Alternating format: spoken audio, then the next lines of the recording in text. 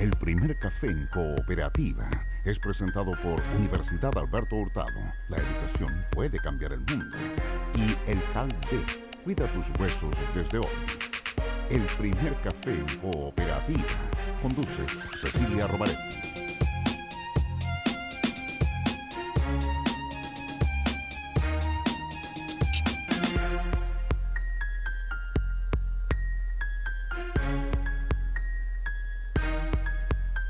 Hola Santiago, hola Chile, hola al mundo que nos sigue a través de cooperativa.cl.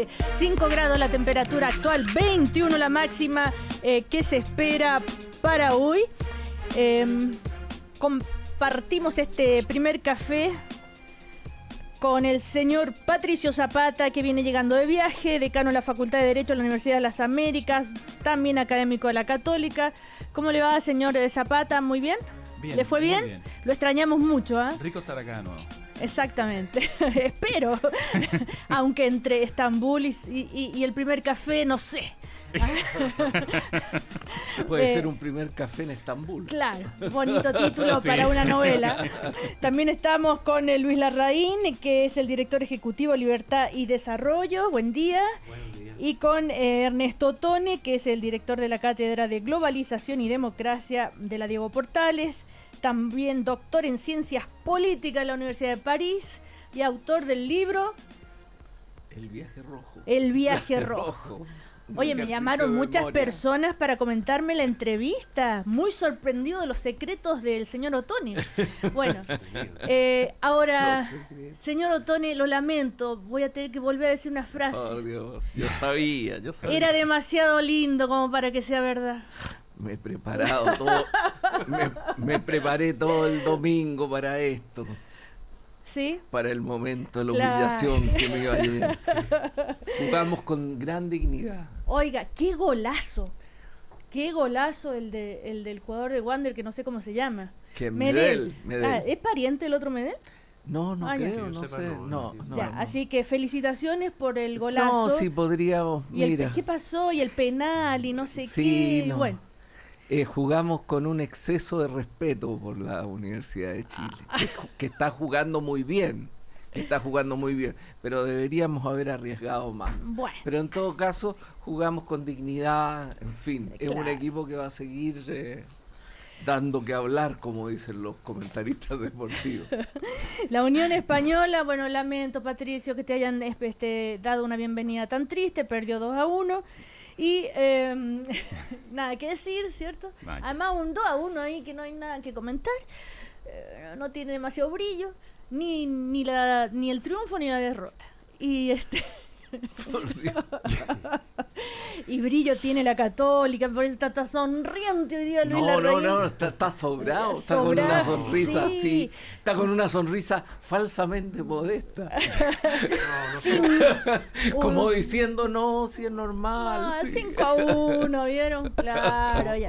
Como dijo el entrenador, si no somos tan buenos ahora, ni éramos tan malos antes cuando Exactamente. perdimos con Eso. la Unión Española. Sí. La templanza en la No, victoria. No, pero fue además, un bonito partido. bonito y partido, sí. jugó, sobre todo algunos jugadores como Marc González, Mm. que jugó muy bien, muy bien. Un jugador Qué que, bueno, ¿ah? que tiene trayectoria en el fútbol chileno, Claro. que había estado lesionado y que jugó un excelente partido. Y también una contratación que es David Llanos, que metió 2 goles, así que eso nos tiene bastante contentos. Además, yo quería hacer una pregunta. ¿Por qué se decidió, señor Larraín, por Estefan Mañasco y no por el otro? ¿Cuál es el otro? No sé, yo sé que había dos. Yo sé que había dos y que tenían que elegir y que al final soplaron ahí? No me soplaron nada. Yo Sí, leí sí, ayer, sí, anteayer sí, leí que me- tenían me que está- decidir me está dos. poniendo- Me está poniendo Entonces, problemas con los del aire libre. No. Hace un par de programas. le acá. juro, Sí, Luis Larraín, le juro que yo leí que tenían que elegir entre dos y dije, uy, el lunes le voy a tener que preguntar a Luis Larraín y me va a decir, no puedo decirlo. Pero ahora me enteré que ya habían Estefano Mañasco es decidido. es un buen jugador, formado en la Universidad Católica, lo conocemos muy bien. Se fue a jugar a Holanda, ¿Mm? jugó en el Groningen de la primera división en Holanda y creo que va a ser un refuerzo importante para porque tenemos que reemplazar a Enzo Rocco, que Ujú. es el jugador chileno de la Católica que se está yendo a España, al Elche. Así. No olvidemos que el señor Larraín es el presidente de la Católica, entonces no es imposible. Él sabe. Claro, que tenemos, siempre habrá algo que preocupar. Es italiano, está bien, ¿cierto, sí. Ottone? Si Stefano Mañasco no es italiano. Claro, pues digo, es italiano, está bien la elección. Está bien la elección. Claro, tengo el voto de Ottone, por claro, y el mío también. Eso, estamos bien. Bueno, también nos acompaña como cada mañana la Universidad Alberto Hurtado. A 24 años de la creación de la Comisión Nacional de Verdad y Reconciliación, cabe preguntarse por el papel de la justicia chilena en plena democracia. La violencia en dictadura y las cuentas pendientes para las víctimas son parte del trabajo de Leigh Payne, directora del Centro de Estudios Latinoamericanos de la Universidad de Oxford, quien estará mañana en un seminario en la Universidad Alberto Hurtado. Universidad Alberto Hurtado cambia el mundo. Bueno, señores, la palabra de ustedes. ¿Saben? Me gustaría comenzar con Patricio Zapata, porque como él viene llegando, puede tener una mirada más, con más distancia. Ayuda, ¿no es cierto? Porque a veces nosotros nos enredamos en la chimuchina del día a día. Como decían en el viejo PC, ayuda mucho, compañero. Y cuando no era bueno, no ayuda, compañero. Es que ahora anda con la memoria roja. Del PC fresca. ¿Ah? Anda con la memoria roja. Sí. Patricio, ¿qué te ha sorprendido? ¿Con qué te encontraste cuando llegaste?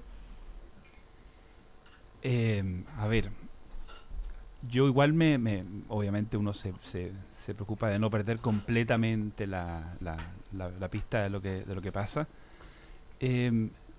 Me encontré con un cierto ambiente dentro del mundo político, yo diría pesado, como duro. Se mantiene un cierto tipo de guerrilla dentro de las dos coaliciones, no siempre por cosas fundamentales, sino a veces por cosas adjetivas. Me doy cuenta que todavía hay algunas cositas pendientes en materia del acuerdo tributario. Yo me fui justo cuando se había aparentemente llegado a un acuerdo. ¿Están discutiendo? Y entiendo que están viendo los detalles. ¿Sí?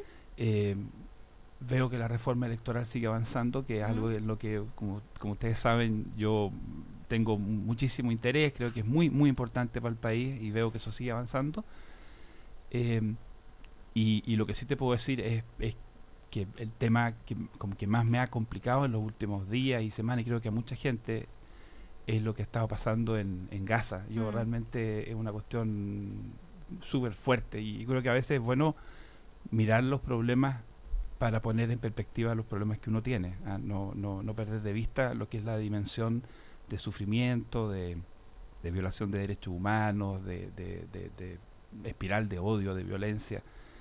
Yo recuerdo, Cecilia, aquí hace 2 meses atrás comentábamos cuando el Papa Francisco reúne en el Vaticano al presidente de Israel y al presidente de la Autoridad Nacional Palestina para plantar un olivo, y dijimos, pucha, qué bonito, ojalá esto tenga algún tipo de...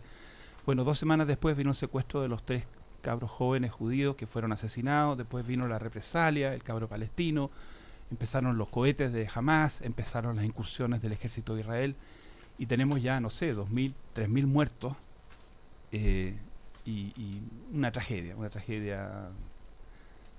Ese es un poco mi Lo de ayer fue bastante impresionante, este bombardeo a un refugio, escuela, o sea que son refugios las escuelas de Naciones Unidas, y la condena más fuerte que nunca, ¿no?, de Ban Ki-moon y de toda la comunidad internacional. No sé qué efecto puede tener las condenas internacionales, pero una tregua de 7 horas se cumplió, espero, o porque no sé, esta mañana había una tregua de 7 horas que no sé si ya la rompieron. Pero, y Ernesto. Sí, mira, yo creo que siempre que los organismos internacionales, en este caso Naciones Unidas, que es el organismo político por excelencia a nivel internacional, tome una posición, condene, yo creo que siempre es útil. Uno dice, bueno, ¿de qué sirve esto? No, sirve porque naturalmente las fuerzas que están en juego tienen que hacer las cuentas con las consecuencias de sus actos, y esto tiene efectos para el futuro. Pero yo estoy de acuerdo con Patricio, lo que existe es una espiral terrible y una espiral que lo peor es que no vemos un horizonte de salida, porque tú hay conflictos donde ves un horizonte de salida. Y en el caso de la Franja de Gaza no ves un horizonte de salida. Es muy complejo cuando hay las dos fuerzas que se enfrentan, creen poseer verdades totales, absolutas. Yo tengo la razón, el otro es el mal, yo soy el bien y el otro es el mal. Eso deja muy poco espacio a la negociación, a las posibilidades de ir saliendo. Así que esperemos que puedan producirse cambios. Fíjate que yo creo que en las dos partes se tienen que producir cambios. Yo he visto en Israel fuerzas que hoy día no están de acuerdo con lo que está pasando por parte de sus dirigentes. Y yo creo que esas fuerzas deberían crecer, existen en Israel. Y lo mismo pasa también a nivel palestino. Y entonces solamente el advenimiento de fuerzas con capacidad de negociación más moderada puede llevar a una solución. Luis Larraín, yo agregaría a lo que han dicho Patricio y Ernesto que una de las complejidades mayores es la apariencia que hay, al menos, de que en ambos lugares, tanto en Israel como en Palestina, hay grupos que no aceptan la existencia del otro, ¿no? Porque uno siempre, cuando hay una disputa, sea esta una disputa territorial, una disputa política, tiene la posibilidad de sentarse a conversar, a negociar y probablemente se llegará a soluciones que no son del total gusto de ninguna de las partes, pero en definitiva se puede llegar a algún tipo de compromiso. Pero cuando las posiciones están cruzadas por una suerte de voluntad y de convicción moral de que no existe el derecho del otro para estar allí, es muy complejo. Es muy complejo porque, de alguna manera, internamente en cada uno de estos dos países, tanto en Palestina como en Israel, aquellos grupos que son más extremos, digamos, son alimentados por este sentimiento, digamos, de que no existe legitimidad para que el otro exista. Entonces, creo que es extraordinariamente complejo como ahora, respecto a la tregua, fue una tregua parcial, finalmente, 2 horas después de que Israel declarara una tregua unilateral y parcial de 7 horas, como decía, porque con eso me dormí anoche en la Franja de Gaza. Una niña de 8 años murió, decenas de palestinos resultaron heridos, en lo que el Ministerio de Sanidad gazatí ha atribuido a un bombardeo israelí en el campo de refugiados de Yatí, al norte del territorio palestino. Por ejemplo, el ministro francés de Exteriores, Laurent Fabius, ha asegurado este lunes que aunque el derecho de Israel a la seguridad es total, este acto no justifica que se mate a niños y se masacre a civiles. Pues es una de las tantas opiniones. Y la otra reflexión que quería hacer es, ¿se imaginan ustedes con esto que ocurre, las matanzas, de un lado o de otro, podemos decir, no estoy diciendo eso, pero el odio que genera para las futuras generaciones, ¿cómo van a poder convivir? Es decir, si a mi abuelo, a mi padre lo masacraron, o pasó esto, eso van sembrando un odio a futuro impresionante, ¿no? Claro, eso es un tema tremendo. Ahora, Ernesto tiene toda la razón. Cuando uno mira el escenario hoy día, es bien difícil imaginar una salida en el corto o mediano plazo, cómo están las cosas. Pero existen, gracias a Dios, experiencias históricas donde se produjeron también este tipo de espirales de odio y de sangre. Y uno hubiera pensado, ¿cuándo van a poder volver a sentarse juntos personas que han perdido, por ejemplo, a un hermano, a un hijo, en manos del otro bando y viceversa? Pero fíjate lo que pasó en Irlanda del Norte, por ejemplo. Irlanda del Norte hace 25 o 30 años atrás era una tierra de sangre. y la cantidad de atrocidades que se cometieron de un lado y de otro. ¿Cuántos republicanos católicos perdieron a familiares, amigos que fueron torturados, que fueron asesinados? ¿Cuántas familias protestantes perdieron a un esposo, a un papá? Y hubo una constelación de factores importantes, entre otras cosas la intervención del liderazgo político externo. Yo creo que cuando se haga el balance histórico de Tony Blair, no va a ser recordado por muchas otras cosas, a mi juicio, más que por su intervención valiente en ayudar a la salida pacífica en Irlanda. Y hoy día en el gobierno de Irlanda están sentados juntos, uno al lado del otro, los que antes se estaban matando. Entonces, aunque hoy día parezca inverosímil o casi imposible, yo no perdería la esperanza de que podamos en nuestro tiempo, en nuestras vidas, ver un futuro donde tengamos sentados uno al lado del otro a un dirigente del Estado de Israel y a un dirigente palestino en paz. Y el factor internacional es muy importante, y en ese sentido lo que pueden hacer los países grandes y también los países chicos como Chile. Claro, pero si pensamos en Chile, que todavía, ¿no es cierto?, cuántos dolores todavía se arrastran de la época de la dictadura militar, o los dolores que se arrastran incluso Perú, Chile, imagínense usted, eso estaba pensando anoche, qué horror, pero bueno. Bueno, siempre eso está presente, sí. pero tenemos muchos casos, tiene razón Patricio, tenemos muchos casos, mira la situación de los Balcanes, lo que pasó en Yugoslavia, y hoy día tenemos una situación distinta, No es que se hayan aquietado todas las aguas, pero hay una situación distinta a genocidio, a limpiezas étnicas, a las cosas que nosotros vimos. Y la historia del mundo está plagado de aquello. Si el siglo XX fue un siglo con 2 guerras mundiales, en fin, son tantas las cosas.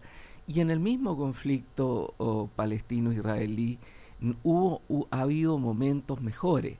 Recordemos las negociaciones de Oslo, recordemos el momento de Rabin y de Arafat, y también cómo las fuerzas más es buena el término de Luis Larraín cuando él dice el no reconocimiento del otro, la fuerza que no les interesa que haya negociación, que no les interesa, terminan asesinando a Rabin, y termina también predominando otras fuerzas al interior de Palestina. Entonces, yo creo que siempre hay que abrirse a la esperanza, y la comunidad internacional, es muy importante eso, que la comunidad internacional condene los actos, porque, por ejemplo, el acto de la Escuela de Naciones Unidas hace bien Ban Ki-moon en condenarlo, porque hay una desproporción de respuesta, hay una serie de elementos en que tú puedes en un momento reaccionar condenando a uno o a otro, pero la salida es una salida que los tiene que tener a las dos partes, y eso nunca lo tiene que perder la comunidad internacional. Bueno, volviendo a Chile, salvando las distancias y las diferencias, aquí los problemas, claro, son otros. Estamos a 5 meses de un nuevo gobierno, casi 6 meses, con intenciones de cambios estructurales tan fuertes que generan muchos comentarios. Luis Larraín escribió una columna el sábado. Y la traje, ¿ves que me porto bien? Está bien. Soy buena alumna yo, creo que la traje. Bueno, pero una columna bien crítica, por supuesto, sobre... La columna... se llama Nueva Mayoría, Relato sin proyecto. A propósito, y hace una comparación entre el gobierno de Piñera, que no tenía relato, pero hacía las cosas, y este tiene relato, pero hace puras chambonadas. Estoy simplificando. Sí, sí, esa es palabra mía. Eso lo han dicho al interior de la Nueva Mayoría. Bueno, nosotros hemos sido bastante más suaves en nuestras críticas.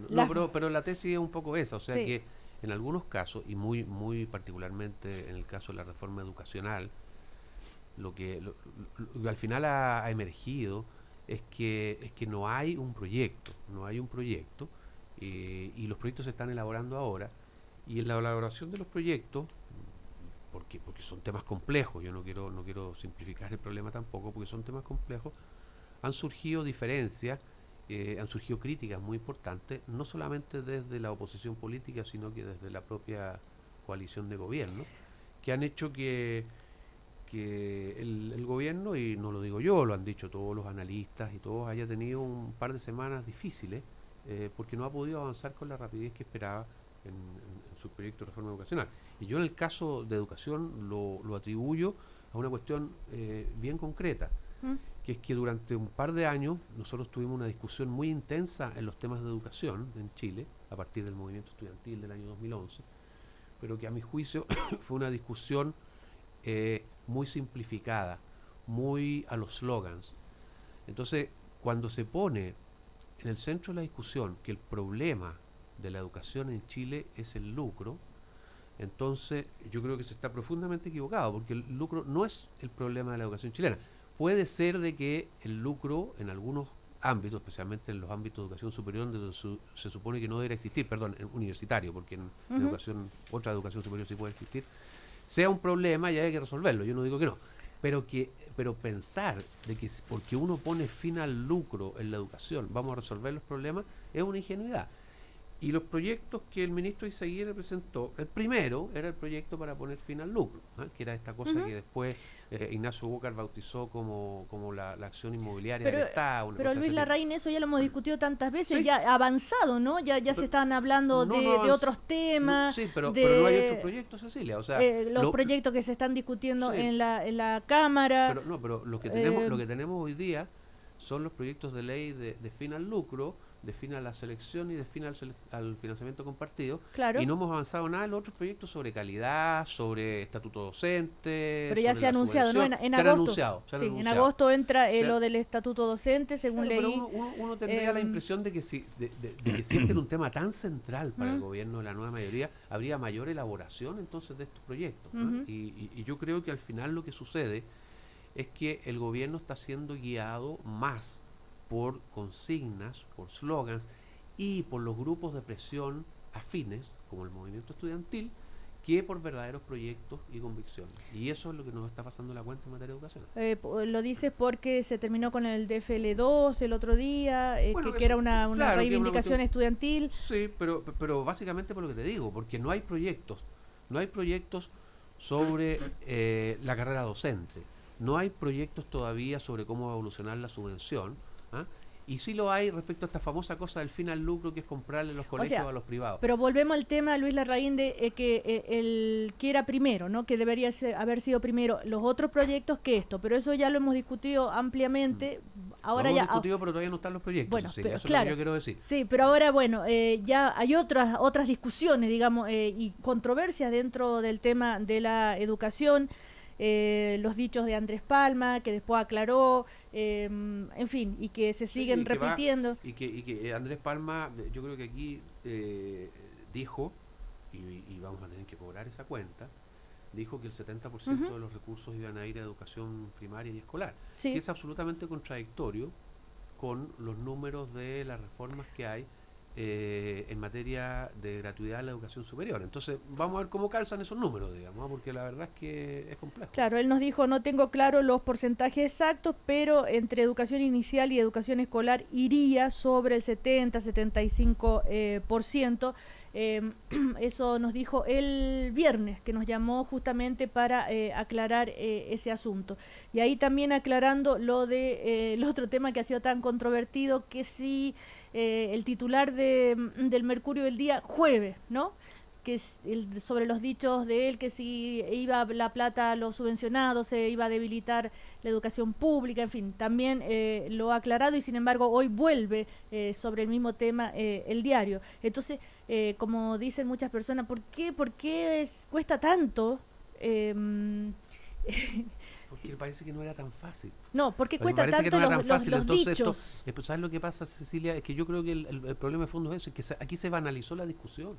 Aquí se dijo, se identificó unos villanos y se dijo, ya, fin al lucro en la educación, esos señores están lucrando y con eso vamos a arreglar todo el problema. Mentira.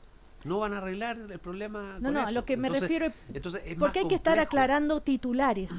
Porque no tienen demasiado claro lo que hay que hacer. Pero ¿por qué hay que estar aclarando? Si un diario dice una cosa, tienen que llamar a Andrés Palma y decir, no es así. Yo lo que dije fue bla, bla, bla, bla. Lo que yo creo, Cecilia, es que hay improvisación. Hay improvisación en el ministro Izaguirre, hay improvisación en Andrés Palma, porque no saben bien lo que quieren hacer. Patricio. Yo estoy de acuerdo con Luis en una cosa, que esto es muy difícil. Y efectivamente es posible que haya habido alguna gente, y yo no quiero ponerle nombre a esas personas, que hayan subestimado la complejidad y la dificultad enorme de abordar esta reforma. Yo en eso estoy de acuerdo. Ahora, en lo que no estoy de acuerdo es en el conjunto siguiente de cosas. En los últimos 20 y 25 años, nuestra educación, en mi opinión, no se ha deteriorado, pero nos fuimos volviendo crecientemente más conscientes de un problema grave, que era una educación que en algunos aspectos mejoraba, pero que no estaba contribuyendo a una mayor igualdad en la sociedad chilena, que segrega mucho. Hay una parte de la segregación que es un poco imposible de controlar. Es imposible evitar que las familias con sus propios recursos decidan darle a sus hijos mejores o más oportunidades que a otros hijos. Pero el tema era que teníamos un sistema instalado que permitía que con recursos de todos los chilenos nosotros ofreciéramos oportunidades para la segregación, para la segmentación, para la discriminación. Ese es un punto sobre el cual hay un gran consenso. Yo te diría el 80 o el 90% del país quiere cambiar la manera en que funciona nuestro sistema educativo. En ese aspecto, volverlo más un derecho que un privilegio. Que la libertad de enseñanza sea una realidad no solamente para los que tienen harta plata, que pueden elegir dónde van sus niños, sino que sea una realidad para todos. Entonces, yo te diría, no es que no haya ninguna claridad, no, yo creo que hay un conjunto de cuestiones súper claras. La idea de que la educación sea más un derecho y no un privilegio está muy clara. Y por eso, el fin de la selección, cuando hay recursos públicos involucrados, el fin del lucro, cuando hay recursos públicos involucrados, son cuestiones que se tienen que hacer. Ahora, el punto va a ser, en la medida que avance la discusión, es que yo creo que va a ser cada vez más indispensable poner focos prioritarios. Porque lo que no puede ocurrir es que estemos atacando al mismo tiempo, con la misma importancia, 5 cosas. A mí, por ejemplo, siempre me ha parecido que el foco tenía que estar con la educación básica y preescolar. Esto no significaba poner en un quinto lugar lo universitario. No. Se pueden hacer las dos cosas, pero el foco principal, y yo creo que el problema de las últimas 2 semanas fue que estamos teniendo dificultades para armonizar las dos prioridades. Porque si resulta que la gratuidad en educación universitaria se va a comer la mitad de la reforma tributaria, tenemos un problema. Entonces, esa es una cuestión que yo creo que es súper importante y la definiendo. A mí me gustó la definición del ministro Izaguirre, que 2 de cada 3 pesos de la reforma tributaria que van a educación van a ir a los segmentos básicos y preescolar. Claro, como dijo Andrés Palma el otro día. Pero eso efectivamente Luis tiene un punto. Hay estudios, y eso hay que discutirlo, que dicen que la gratuidad total para la educación superior sale más que 1.000 o 1.500 millones de dólares. Que sería ese 33%. Pero no es gradual. Es gradual, pero aún siendo gradual, Entonces, ese es un punto importante. Claro. Eso es importante. Ahora, yo te diría, ¿por qué es tan complejo? Estamos teniendo estas dificultades. Yo creo que era quizá un poco ingenuo pensar que iba a ser tan sencillo. ¿Y leyeron en qué va a consistir el estatuto docente, el proyecto de ley que van a presentar en agosto, más o menos, que ya están definidos las primeras líneas? Que salió ayer, creo, se dio a conocer.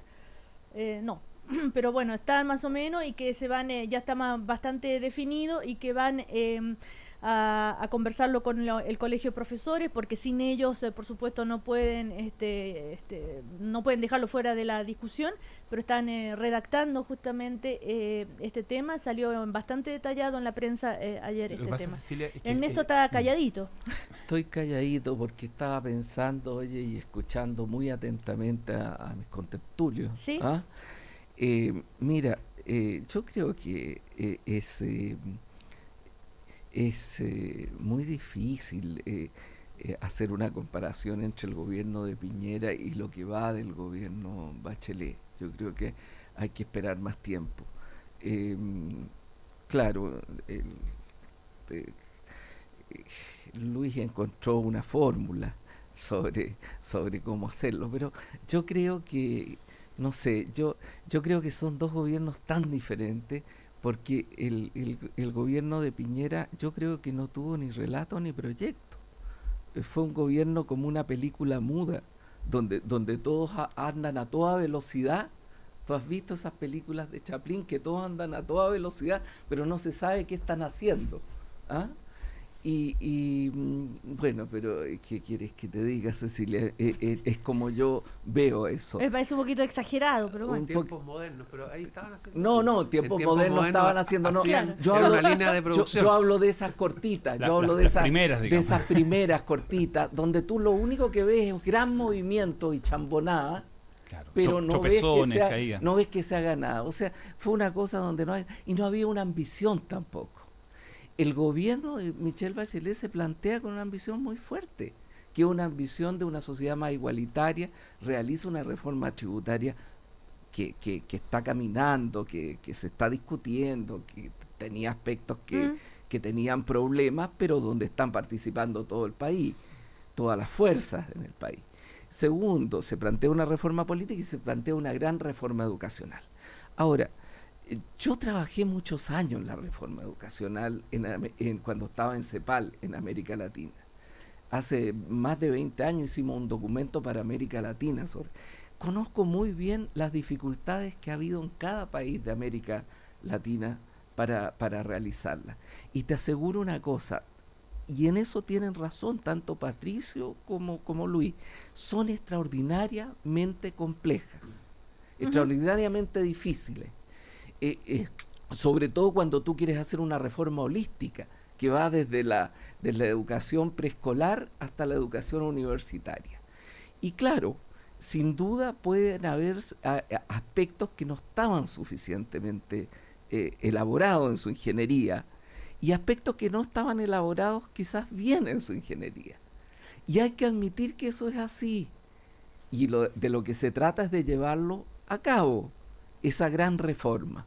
Ahora, estamos todos de acuerdo aquí, me parece, en que esa gran reforma tiene que centrarse, oye, aquí no hay dos voces en la educación, en la investigación educativa.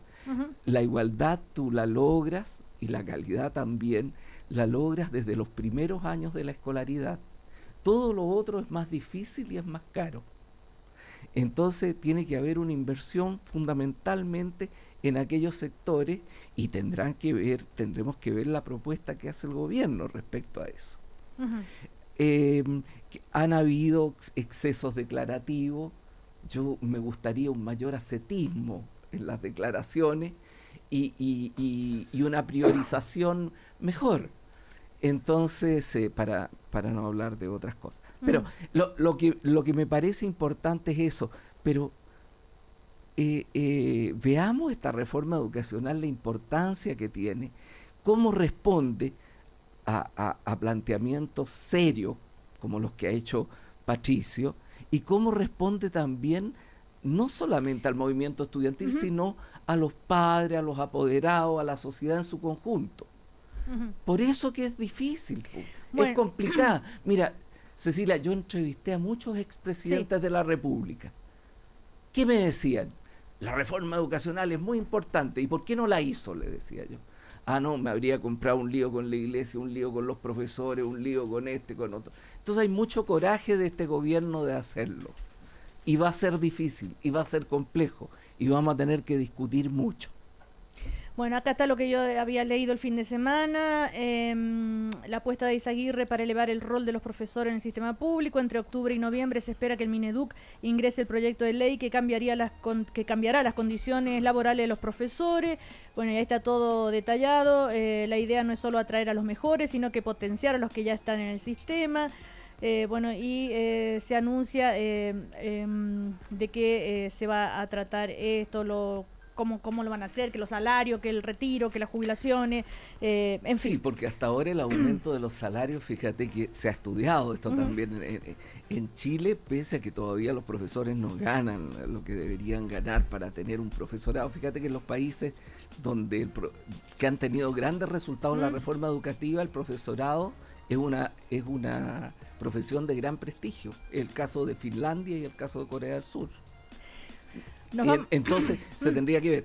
Hasta ahora el impacto en la calidad de la educación del aumento de los sueldos de los profesores no se ha reflejado, como en muchos otros países del mundo. Bueno, mira, comerciales, estamos recontrapasados a la hora de comerciales. Solo decir que el... eso eran los gestos. Claro. No es que estuvieran en desacuerdo con yo creía que te estaba lateando hasta el infinito. No, qué bueno. Ya, Jaime Gajardo en todo caso estaba dijo... muy angustiado. Sí, me imagino. Los anuncios de Izaguirre responden a los compromisos adquiridos por el gobierno y por la misma presidenta, quien dijo que el proyecto de carrera se haría con los profesores. O sea, por ahora van bien, vamos a ver cuánto dura el entendimiento, pero bueno. Va a ser complicado, te lo aseguro que va a ser complicado. Después a la vuelta vamos a escuchar el video de Alamán, ¿lo oyeron? El que sacó para criticar al ministro Izaguirre con el CAL. No solo cuido mis huesos hoy para estar bien mañana, también cuido los huesos de mis hijos, de mi marido, de mi mamá, porque el CAL tiene una presentación para cada etapa de la vida. Conoce más en elcal.cl.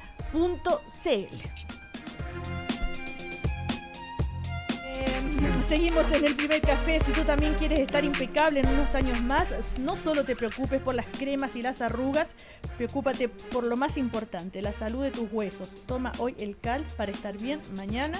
Conoce más en elcal.cl. Seguimos en el primer café. Estamos con Ernesto Tone, Patricio Zapata y Luis Larraín. Solo quiero recordar a un gran periodista, Mario Gómez López, que murió. La familia invita a un oficio religioso que va a tener lugar hoy a las 11 de la mañana en la parroquia de la Anunciación, que está ubicada ahí en la Plaza Pedro de Valdivia, y después el cortejo fúnebre se dirigirá hasta el cementerio general. Un gran homenaje a Mario Gómez López, que tuve el honor de conocerlo muy poquito, porque yo lo conocí un poquito más. Claro, sí, muy poco, porque cuando llegué a vivir a Chile no me tocó mucho tiempo de conocerlo, pero sí alcancé a apreciar su gran calidad periodística. Todo esto a propósito de lo que estábamos hablando, además, en el entretiempo, sobre el tema de cómo la prensa crea realidades a veces un poco equívocas, titulando de manera o tendenciosa, o equivocada, o vendedora, ¿no? Y eso influye mucho en la marcha de un país. Ernesto, ¿tú querías decir algo? Yo quería decir lo siguiente. Yo creo que eso sucede siempre, particularmente en la prensa escrita. Yo me recuerdo cuando me tocó participar en el gobierno de este país. ¿Sufrías mucho? No, yo sufría más el presidente, porque porque naturalmente los presidentes le dan una gran importancia a lo que van diciendo los diarios en términos de...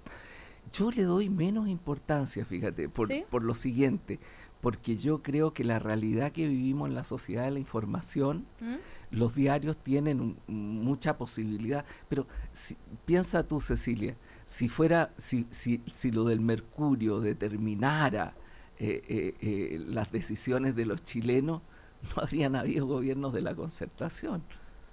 ¿Comprendes tú? Porque siempre ha sido una titulación sesgada, una visión conservadora, etcétera. Con todo el derecho, porque es su línea editorial. Pero el problema supuesto, es que no hay otra prensa que le haga el contrapeso. Claro, también. no hay. En Chile, ese es el problema. Chile no tenemos...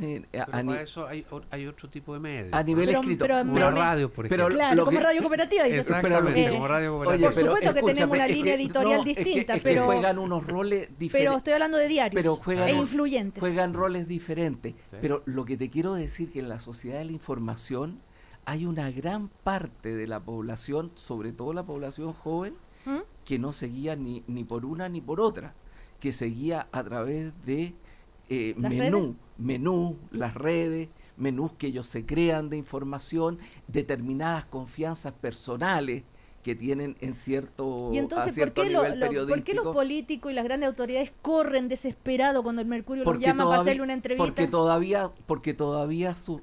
Porque los políticos tienen que correr frente a todo, porque naturalmente tienen que estar en primera línea. Ernesto Tone, tú le propones una entrevista a un ministro que está ahí en la palestra, que está en un momento y le propone una radio y le propone Mercurio, primero se le va a dar al Mercurio. Bueno, el cuerpo de reportaje sobre todo. Es también porque los reflejos responden más a la sociedad industrial que a la sociedad de la información. Es natural. Responden esos reflejos. Pero lo que yo te quiero decir es dar una explicación más allá de del minuto, de la contingencia, de lo que yo creo que sucede. Ahora, dicho esto, yo creo que las personas públicas, es decir, las personas que tienen detrás de sí una gestión pública, tienen que ser extremadamente rigurosos con el lenguaje, estar pensando que siempre están bajo el escrutinio público. Entonces, cuando digan las frases, tienen que decir las frases muy bien hechas. Y yo creo que hay muchos de los hombres políticos y las mujeres políticas, y en fin, que deberían hacer un uso menor tanto de las metáforas como de las figuras literarias, como de las hipérboles.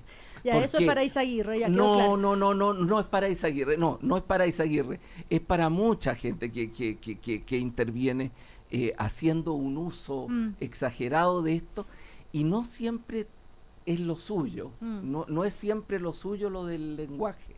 Entonces se enredan las cosas más de la cuenta. Sí.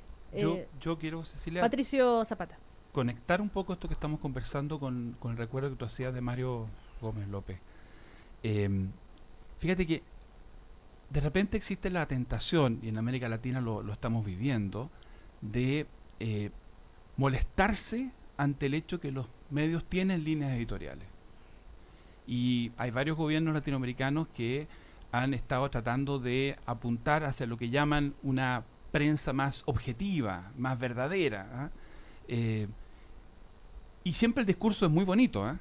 La gente tiene derecho a saber la verdad, a que no haya tergiversación, a que no haya tendencias ni...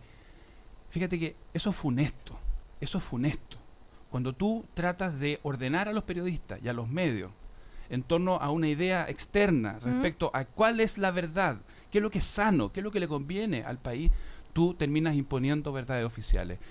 Fíjate que Mario Gómez López se destacó en los años 60 como un hombre que introdujo un periodismo popular en los medios escritos. Y eso fue motivo de crítica. Hay mucha gente que critica la forma en que el Clarín o el Puro Chile titulaba en los años 60. Eso llevó a un ministro de Justicia, Enrique Ortúzar, a sacar una ley mordaza. Y después, cuando la dictadura se instala, hubo toda una respuesta y una reacción porque no se quería ese periodismo que se consideraba un poquito agresivo, un periodismo de batalla, de frontera. El propio Mario Gómez sufrió mucho después del golpe militar. Él narró con mucha generosidad y con sentido del humor, incluso la tragedia porque hubo mucha inquina contra él, hubo mucha rabia contra él, y sufrió tortura, sufrió prisión. Lo que yo quiero decir en el fondo es lo siguiente: a mí me parece que lo que uno tiene que aspirar es a tener ciudadanos con más conciencia y con más sentido crítico, y no tratar de dirigir a los medios ni a los periodistas. Lo que necesitamos son ciudadanos que cuando tomen el Mercurio sepan leer el Mercurio, cuando escuchan la cooperativa sepan escuchar la cooperativa, cuando lean el Clinic sepan leer el Clinic, tengan discernimiento, no sean manipulados ni por uno ni por otro, que tengan su propio juicio. No tratar de imponerle a los medios una supuesta verdad o una supuesta objetividad, porque, repito, eso es un camino hacia Orwell. Ese es un camino que no podemos querer ni compartir. Y los periodistas necesitan esa libertad. Y por eso luchó Mario Gómez, y por eso se le recuerdo hoy día en Radio Chilena, en los medios escritos. Luis Larraín. No, yo quería aportar desde otro ámbito, digamos. Harold Bloom, que es un tremendo crítico literario, autor del canon occidental, dice, para caracterizar la excelencia de una obra literaria, y refiriéndose a Shakespeare, que es su favorito y uno de mis favoritos también, dice de que la buena literatura debiera exhibir dominio del lenguaje metafórico, originalidad, poder cognitivo, sabiduría y exuberancia en la dicción. Todas esas son las cosas que él reconoce como sellos de calidad de una obra literaria. Yo creo que aquí tenemos algunos políticos, digamos, que han tratado con muy malos resultados de de seguir los consejos de Bloom, porque claramente no tienen el talento que puede tener un William Shea. Claro. Bueno, pero es que es una mezcla, claro, son géneros distintos, por decirlo así. Entonces no deberían ensayarlo, sí. Vamos a escuchar ahora el video de Andrés Alamán. Ustedes, por si como no lo han visto, les cuento. Resulta que él lanzó un video donde dice que la reforma educacional está haciendo agua, y ahí ilustra un bote que se hunde con el ministro Eyzaguirre a bordo. Y bueno, en fin, a ver si escuchamos un pedacito de ese audio. Chile necesita una reforma para mejorar la calidad de la educación, pero la del gobierno está haciendo agua. Y no solo porque el ministro dice un día una cosa y al día siguiente dice otra, sino porque tomó el camino equivocado. ¿Cuáles son los graves errores de la reforma educacional del gobierno? Error 1. Bueno. Pensar que para tirar dura como para arriba 3 minutos, ¿no? Pero bueno, el tema es que generó mucho comentario, por supuesto, incluso desde la UDI dicen que no están muy de acuerdo. Y además, hace una semana, Andrés Alamán había dicho que había que apoyar al ministro Eyzaguirre. Entonces ahí donde surgen las contradicciones. Es que como dice el video, Ernesto, a veces Alamán un día dice una cosa y otro día dice otra. A ver, pero ¿qué les parece este sistema, así como ocurrió ya en otros casos, ¿no es cierto?, de a través de video, de un lado y de otro, se usa para desprestigiar algo que está haciendo el opositor? O sea, yo no creo que uno pueda criticar que se busquen distintos medios para hacer saber un punto de vista, y un video corto es una manera de impactar a la ciudadanía, me parece fantástico. Lo que yo sí le respondería a gente como Andrés Alamán es lo siguiente: la necesidad de una reforma profunda no es una invención del ministro Eyzaguirre, no es un capricho de la presidenta Bachelet. Aquí hay una presión de larga data, fuerte, por lo menos del 2006,